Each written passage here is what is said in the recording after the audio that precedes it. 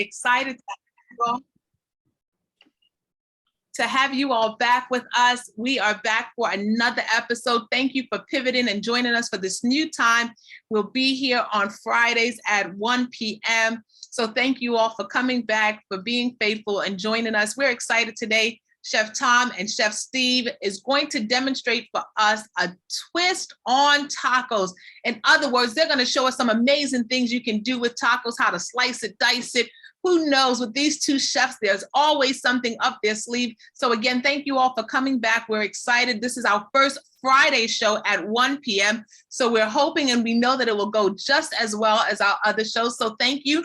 And it is 1 o'clock. So I am going to go ahead and turn it over to the chef. Oh, I see some new faces coming. So this is exciting.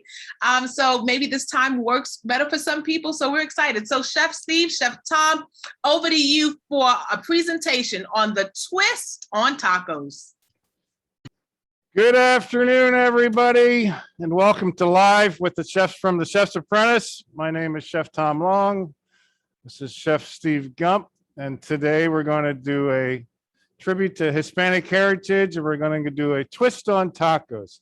You know, Chef Steve, I was thinking, the longer you do a show, you eventually, if you do well, they move you to prime time, right? I've heard that. That's what they say. So I'm thinking maybe this Friday at 1 o'clock is our prime time slot.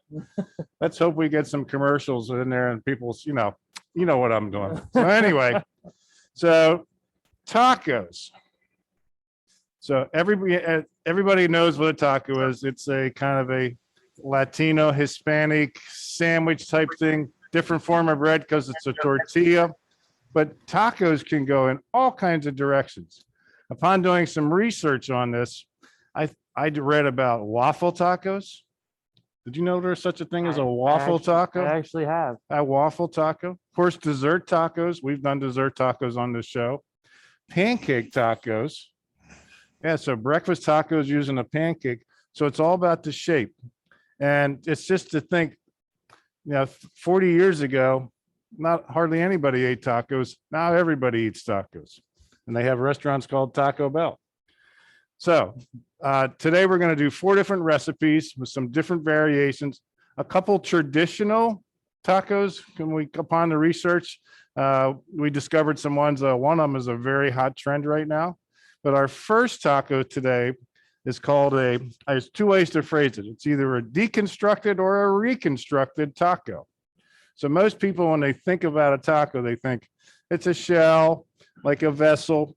It's usually made from a flour tortilla or a corn tortilla. There's a protein, right? There's a protein in there. And then there's usually garnish. So what we're going to do is do a variation. So all those things. Oh, and there's usually like lettuce, tomato, some type of pepper, some type of sour cream. So our deconstructed taco today, we're actually going to make with what's called artisan romaine. So artisan romaine is kind of a baby head of romaine, and it is great for things like lettuce wraps. Now, if you've ever had lettuce wraps, I'm just going to pull some of these off here. But it's a vessel where you can put items in and kind of fold them up and eat them. So we're going to use this as kind of like our taco shell. So I'm going to prep this right here on our burners. And this comes together very, very quickly, and it's easy to make.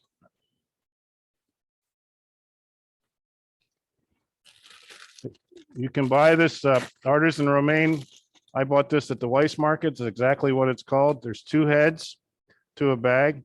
This is also great for grilled chicken Caesars because you can take this head and split it in half, and then you get a perfect portion. So I like this head a little better than the last one, so I'm going to pick some new leaves. There we go. Much nicer. So for our twist on our taco, what I did was I did an oven fried chicken tender. Now, Chef Steve's going to kind of show the product here. Now, this is a large chicken tender, and I coated them with a little bit of oil, okay? And then I rolled them in crushed Doritos. the spicy kind. So done in the oven. They're very crunchy. Okay, the spice is already on there. So we're going to lay those right in our lettuce wraps. Just like that. So this is our little twist on tacos.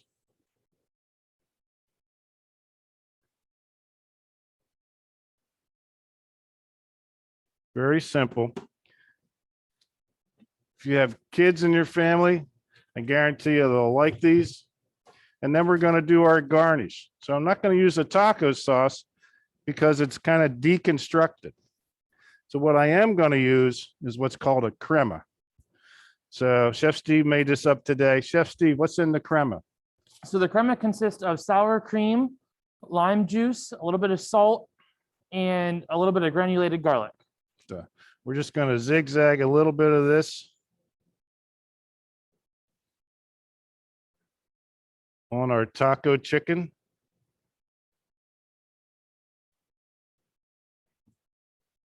A little bit of cheddar jack, because you got to have some cheese.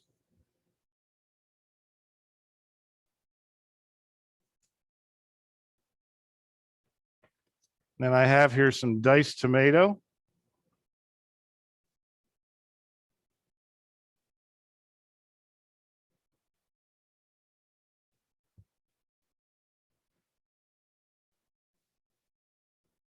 And then like a little bit of diced jalapeno. So we don't have salsa, we don't have pico, because it's deconstructed. And deconstructed means the recipe is broken down to its natural ingredients. Beautiful plate. Very simple. You could do this in a restaurant. You could do it at home.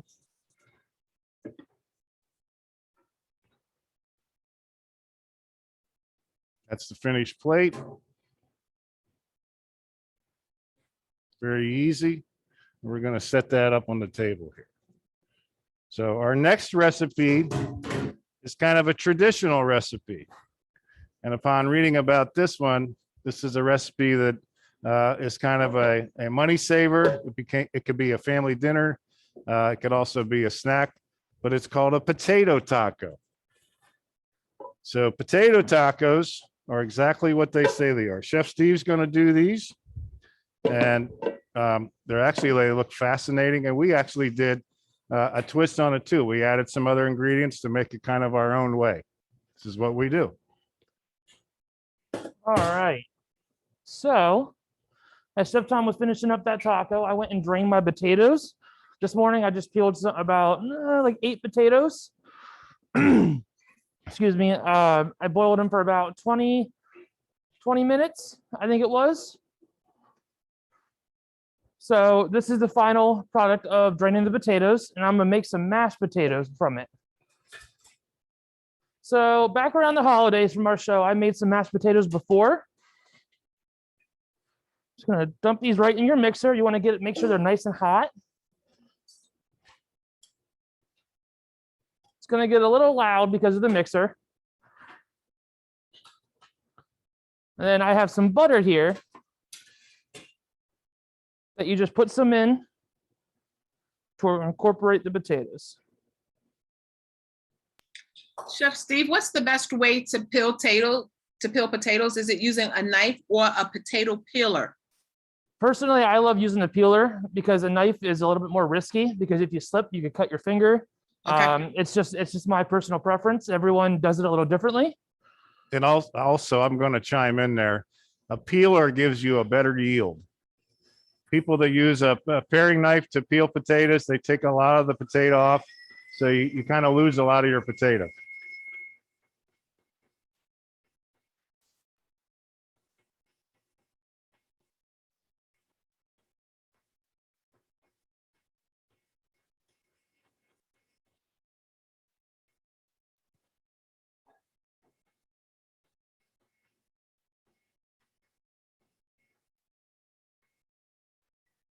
All right, something else I'm gonna add to our potatoes while they're mixing is called cajita. Cajita is a Mexican cheese. It's very similar to feta in salt content. So you don't want to add too much of it.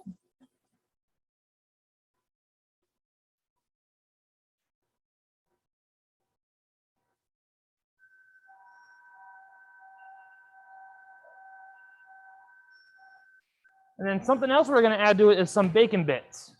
I cut these up this morning.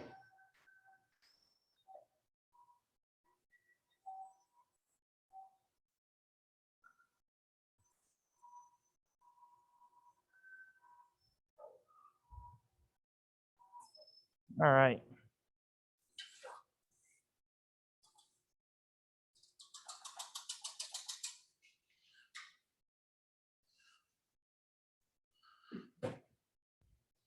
So as you can see, I'll shine it over here.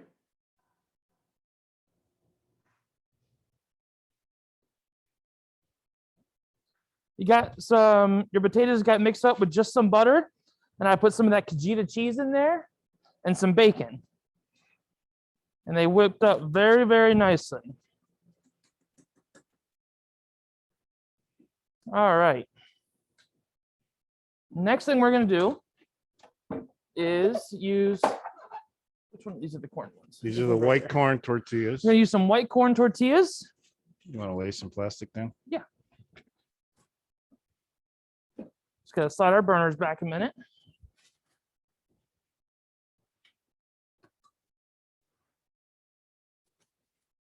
All right. And you're just going to lay these shells right down on the plastic. The reason why you could use plastic wrap down instead of doing it like on your counter is if it lands on the counter, it could get messy. This is a very easy cleanup method. Chef Steve, Chef Tom, I have a question in the chat. What is the reason for using the balloon whisk on the mixer instead of the paddle? 1 second. So, Go ahead. It just makes a smoother product. Yep. Right. So a paddle's not going to make it 100% smooth, where a balloon whisk is going to get a smoother product. We want it to be nice and smooth. All right. So what you're going to do is add just a little bit of those whipped potatoes right in the middle. And you don't want to go too heavy with it because it'll be too full whenever you go to fold it over.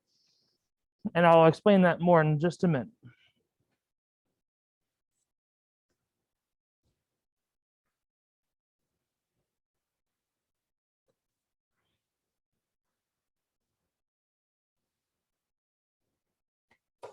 All right, so the next thing we're gonna do, we're gonna fry up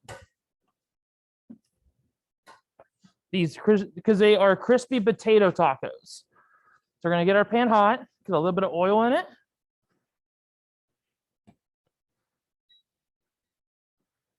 One of the other things that I'm gonna add to our crispy potatoes once they get done is taco sauce. Many people have heard taco sauce. If you go to the grocery store and you get a pre-made like kit, they have a taco sauce in it. Well, I made my own this morning. So it consisted of onion, garlic, tomato puree, some chicken stock, combination of cumin, oregano, some dark chili powder, a little bit of salt and pepper. And you cook that down a little bit. And then what you do is you add a little bit of cornstarch to it. Now, the biggest thing with cornstarch, whenever you use it, you need to make sure that you add it while your content is still hot, because if you add it when it's cold, it won't thicken up for you. So while this gets nice and hot, almost there, I'm gonna just fold these over ever so slightly. And as you fold them over, your mixture in the middle will spread out once you add a little bit of pressure to them. Now, whenever I said about over mixing or over stuffing them, this is where it comes into play. If you put too much in, it's going to come out the sides and it's not going to yield a nice product for you.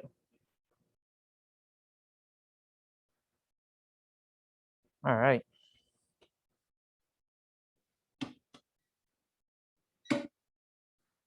And what you're just going to do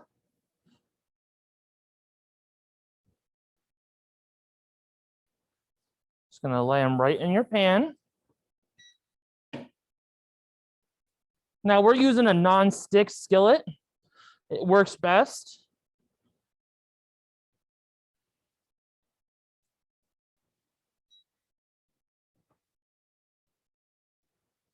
Get this out of the way. Any questions at all so far?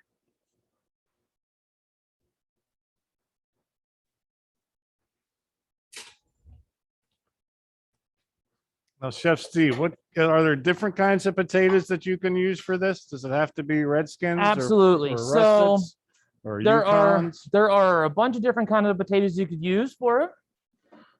I use white potatoes this morning for these. You can use russets, like Chef Tom mentioned. Redskin potatoes, they all work great. Redskins are a little bit harder to peel, but you could always do the skin on them and mash them that way. I bet they would turn out really well.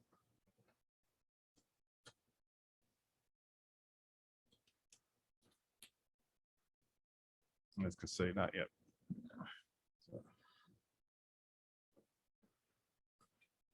All right. So this one over here is starting to get a little bit of heat.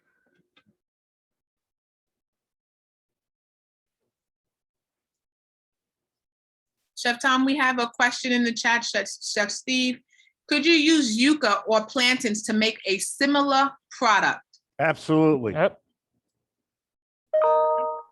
Yep. You could use parsnips if you wanted to. So they're getting a little bit of color on them. This is where the crispiness comes from. That one got a little dark. I cut back my heat a little bit.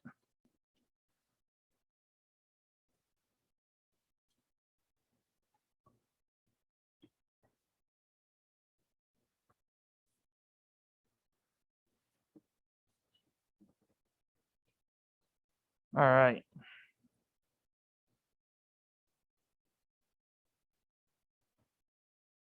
Just gonna line these on our platter here.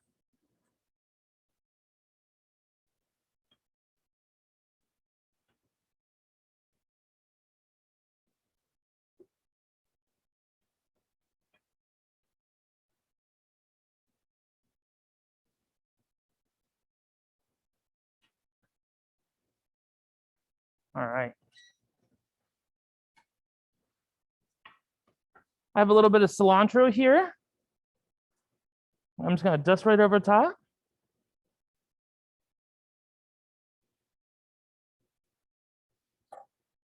Have a little bit of sour cream here. Right here. And I'm just gonna put right on the side.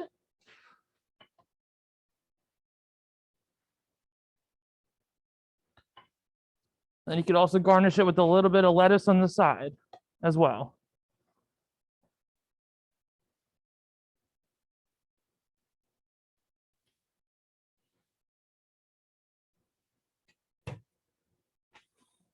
All right.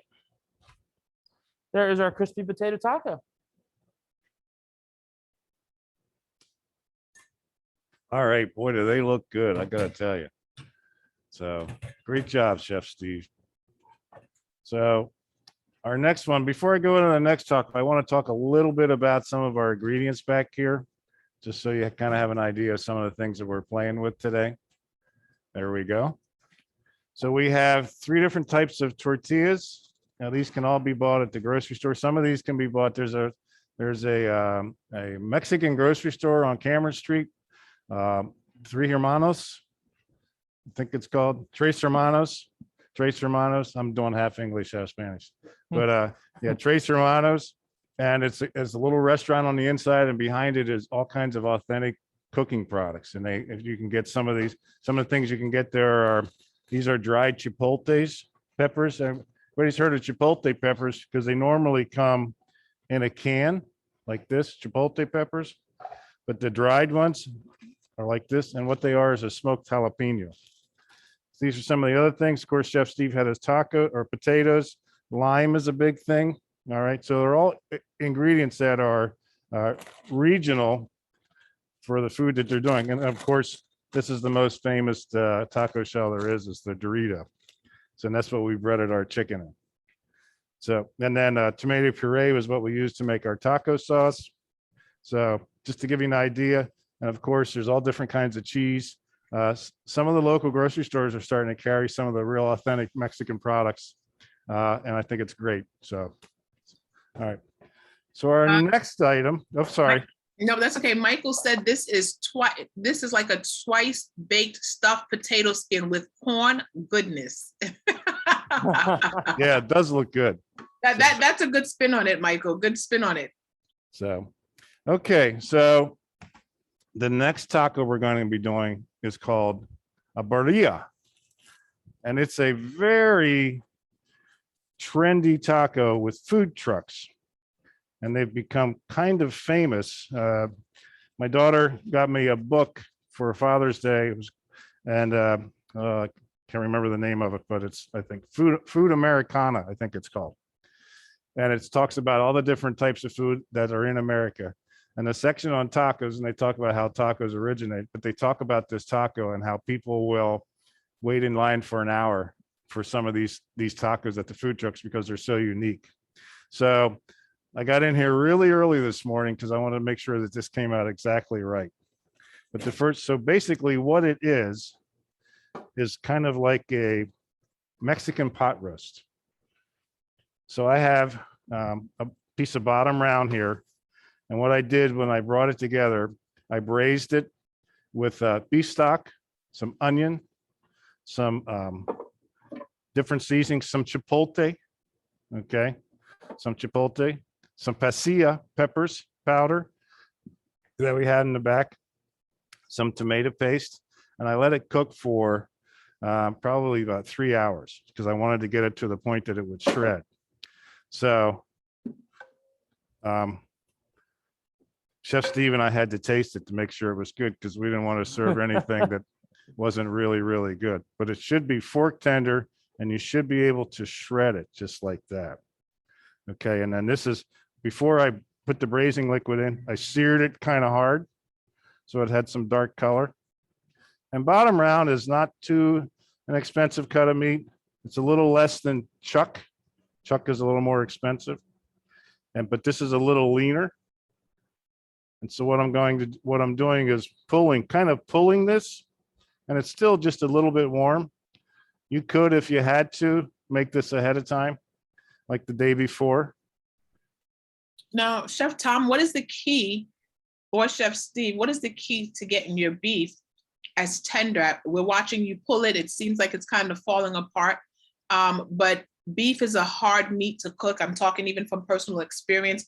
So is there a way to simmer it beforehand?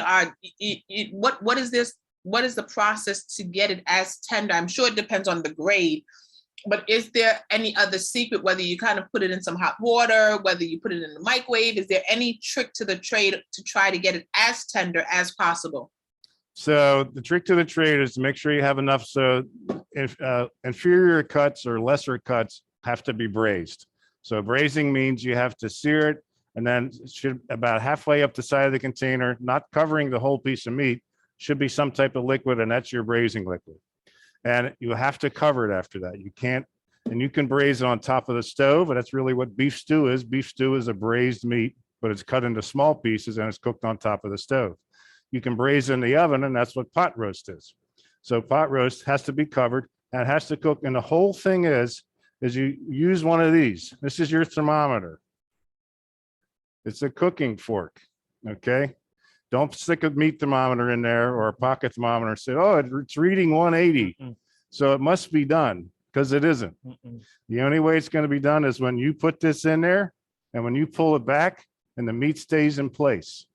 If you stick the fork in there, right, and it comes back with the fork, it's not ready. So that's what we call fork tender.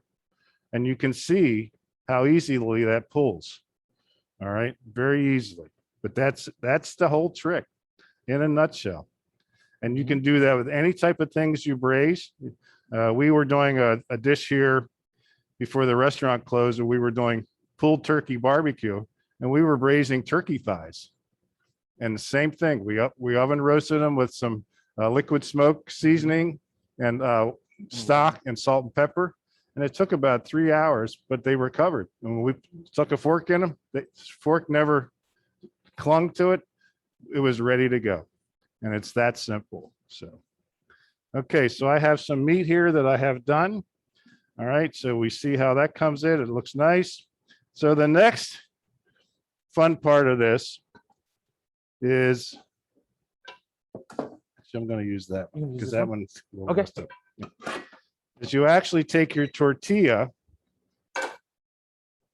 and you dip it into your liquid. So this is the braising liquid that I had left. So I don't know if the guys can show that. All right. It kind of looks like a sauce, but it's actually cooked down. All right. There we go. All right. And we're actually going to dip our shell into this liquid. And then we're going to put some of our meat on our shell and a little bit of cheese, and we're going to fold it over. So that's what's going to fry it up. So we just lightly coat it, just like that. So it's kind of, if you think about it, it's kind of like a fried enchilada. All right. And then we're going to put some of our meat in there. Chef Steve's going to put some cotita. And then I'm going to fold this over so it becomes kind of a taco shape. And then we're going to pan sear those. Same thing. You just got to make sure that, and part of the reason I did this and let it set up a little bit is because we want some of the fat from the braising liquid to come to the top. All right, same thing. I'm going to fold this over. All right, I'm going to do one more because you always serve tacos as a trilogy in threes. Unless you can't eat three. All right, same thing. A little more beef. All right.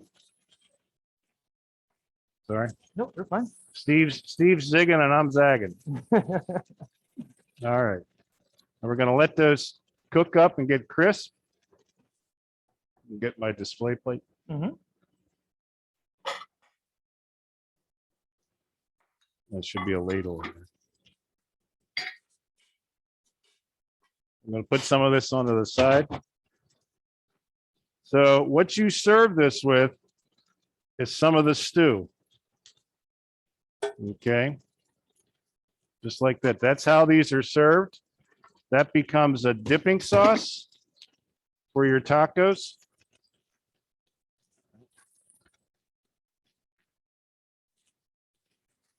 Ah, looks perfect. Just like the video I watched. This is what they're supposed to look like. Just have a little bit of char on them. And they get a little crispy.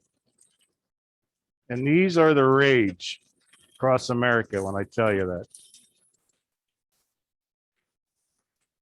Mhm. All right. We're going to let them set up on the other side.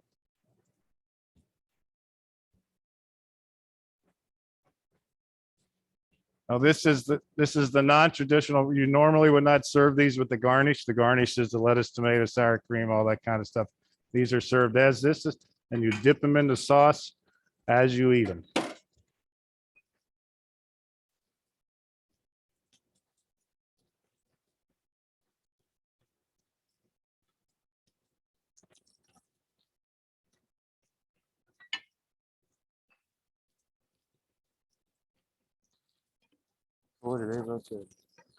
These smell amazing. So if you think about it in your food mind, it's kind of a Mexican pot roast taco with some of the braising liquid on the side as a dipping sauce. And that's kind of an easy way to analyze it. It took a little bit of time to get the meat prepped. But like I said, it's something that you can do the day ahead of time. This is not actually a twisted taco. This is a very authentic taco. So there's an encouragement for you and Chef Steve, Chef Tom, and it is in your next lives, you all should open up a taco truck. I am with you. So I like that idea. So do I. All right. So our last taco, Chef Steve's going to do. Chef Steve and I are going to kind of do this in tandem. Mhm. But what it is a shrimp and pineapple chipotle fried rice taco. That's a lot of words, isn't it, for Sure one is. taco? But it sure sounds delicious. So we kind of came up with this idea yesterday because seafood tacos or fish tacos are always a very big trendy type thing. So we wanted to come up with something different. So we thought, oh, we could do like a teriyaki shrimp pineapple taco soup. So that's what we're going to do. And Chef Steve's going to talk about how to put the fried rice together. And while he's doing that, I'm going to make some homemade taco shells out of the corn tortillas. So our wonderful IT staff here is going to be painting back and forth on how to do this. So. And while the chefs are getting ready, I don't know if you all just saw your screen, but that was the cookbook that they have produced this year. There it goes right there, the Chef's Apprentice, the cookbook. You can find that in all of our bookstores on the campus. If not, you certainly can go and get it online. You certainly can contact Chef Tom or Chef Steve. Either one can get it to you. Some amazing recipes. We've heard phenomenal testimonies about the recipes in there, how easy they are and how people have used them. Even on last Thanksgiving, I know there were several staff members that made several of the dishes that we did in November. So again, you can find that in our bookstore, and these are our very own chef. So we want to take care of our own and we want to support them. And I do think the cost is $20. Is that right? It's $19.95. $19.95 plus shipping. Right. $19.95 plus shipping. So again, we encourage you all to take a look. It is one of the most simple cookbooks you can get to follow, and it is a step-by-step guide to some of the most famous meals that you see here live and in color on the Chef's Apprentice. All right, back over to the chefs. Okay, so Chef Steve's going to start putting some of the fried rice together. And in the meantime, I'm going to get some of my tacos ready, and I'm just going to I'll let you guys know when you can zoom in. And so, Chef Steve. All right, that sounds good. So back when the restaurant was open, we had done many dishes involving fried rice. So first, we're going to start with oil in the bottom of our pan. You want to get that nice and hot. And one of the staples for fried rice to start with is garlic. A lot of people love it. It's the base of a lot of cooking. It gets the aromas going in your dish. We're going to start with red onion and green peppers to start up our fried rice.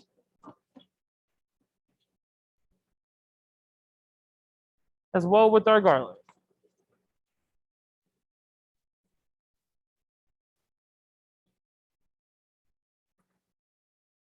Always want to keep moving your products so it doesn't stick. Because to make fried rice, you want to have it on a high heat. All right, now I'm going to add in our onions and peppers.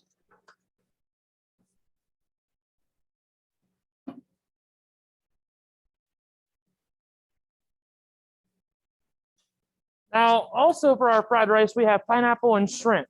So we cooked the shrimp ahead of time, and the pineapple was already done ahead of time as well. You don't want to add those in yet because they're already cooked. So they're not going to take as much time to heat up with the rest of your products. So once I get this sauteing some more,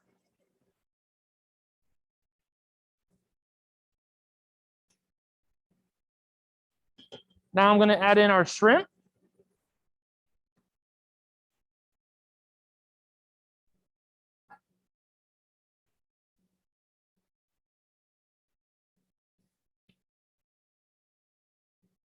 Get that cooking.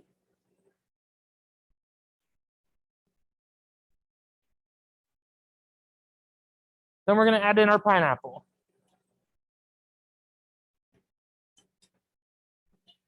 Get those nice aromas going from the pineapple with the peppers and onions. They all marry very well together. While that cooks up,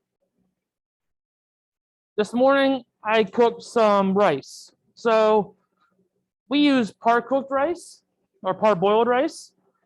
So when we cook it at home, or when you cook it at home, it's a 2-to-1 ratio.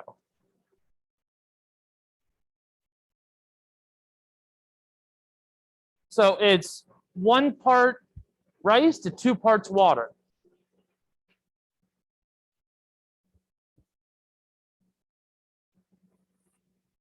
And what we're going to do is we're going to add our rice into our mixture.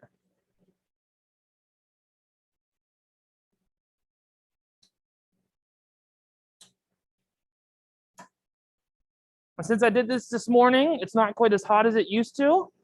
So in order to steam it,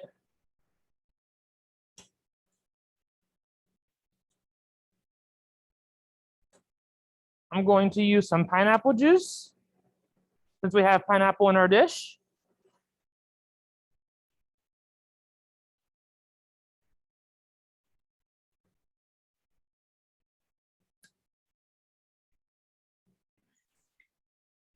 Now, Chef Steve, is that olive oil that you used, or is it vegetable oil?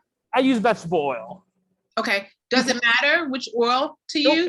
Nope, you could use olive oil too. It's all about your preference. Okay. Now, why did you use vegetable oil? I mean, do you find that it allows the food not to stick, or what's your preference? I personally I like vegetable oil because olive oil can be very potent if you're not used to cooking with it.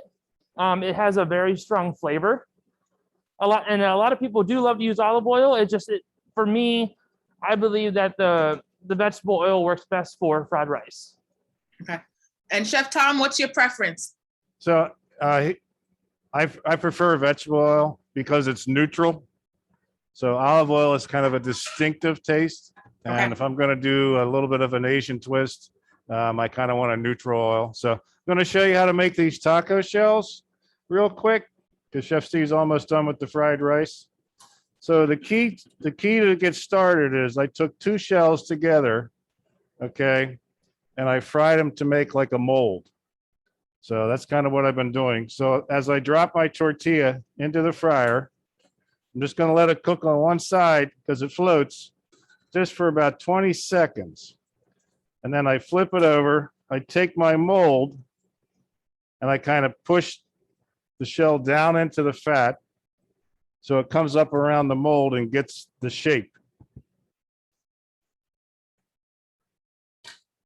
40 years ago, I opened up a Mexican cafe, and we had Mexican and Italian food served in the same place. It wasn't easy, but we did it. But we made our own taco shells, and this is how we did it. So once it starts to get its shape, just like that, and then I just turn it over so it finishes cooking, and then I get a product that looks like that. So it looks just like a taco shell, kind of has that U-shaped container. It's what it's supposed to do. All right. And very simple. And they don't take long to cook. I'm going to do a couple more while Chef Steve's getting it ready. And I think this bag of corn tortillas might have been $4, and it's probably like 100. So these are probably like 4 cents a piece. So they don't cost a whole lot. This takes a little bit of time. What you get in a box in the old El Paso taco kit is what it is, but it's not the same flavor as this.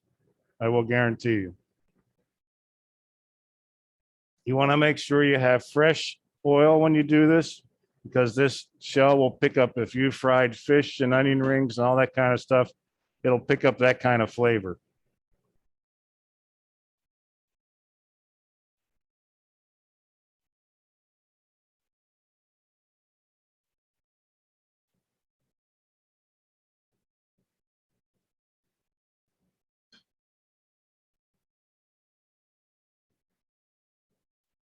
All right. So as he was doing that, I added another ingredient to our fried rice dish. We blended Chipotle peppers this morning in the food processor. So I added a little bit of that into our fried rice mixture, and it smells amazing.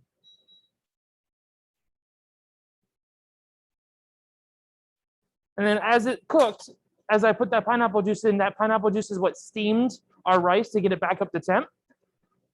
And then to add some more flavor, that's when I added the Chipotle to our fried rice mixture.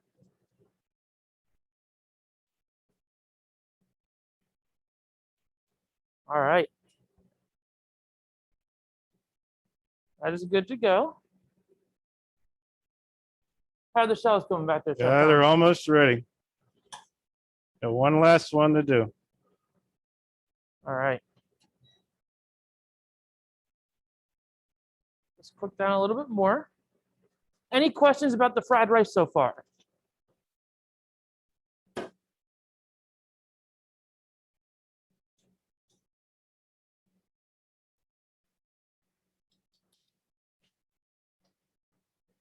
Smells great. All right.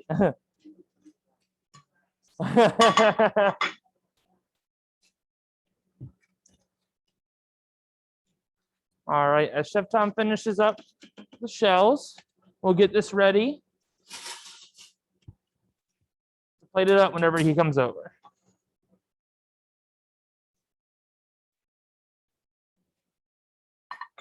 Okay. Ready? Yep.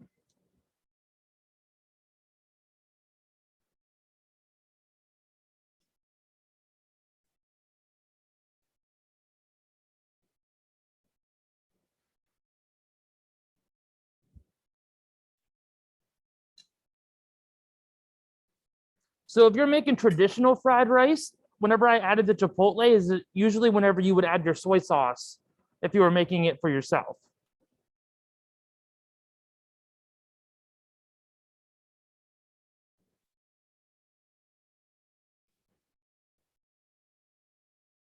Okay. All right. So here you go. These are our fried rice, homemade taco shells. We get a picture. There we go. They look good. Now you could do all kinds of stuff with that. If you wanted to add some of your homemade taco sauce to that, you could do that. I wouldn't put lettuce, sour cream, that kind of stuff. You could maybe do crema.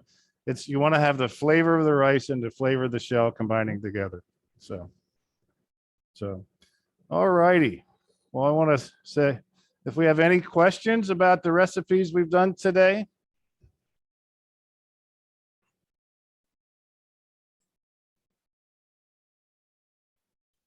There's no comments, but Morgan did drop the cookbook link in, and just compliments on great job, Chef, as usual. So thank you all so much.